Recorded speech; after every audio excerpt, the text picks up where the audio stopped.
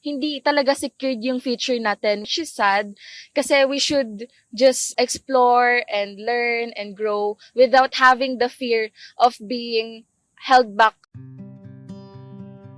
May times or moments ba na akala mo normal lang talaga siya, like everyday na nangyayari, pero part na pala siya ng deeper level of climate anxiety? Yes, kasi growing up, I've experienced na mag-antay sa class suspension. Kapag umuulan, kasama din ng kapwa ko students, nagtatanungan na sila sa GC kung may pasok ba. They seem to be worried kung ano na yung magiging setup namin. Natatakot kami na masanay na tayo na ganito.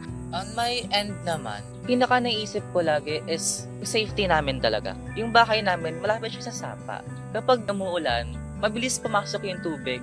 Nag-rise yung water from the toilet, tapos tsaka niya mapupuno yung house namin. Paano yung dogs namin, yung cats, yung kapitbahay namin na pinagtagpi-tagpi lang na yero. You mentioned it to me yesterday. Nung umuulan na malapit ang bumaha sa inyo, it makes me think na hindi talaga secured yung future natin. She's sad kasi we should just explore and learn and grow without having the fear of being held back sa mga gagawin natin.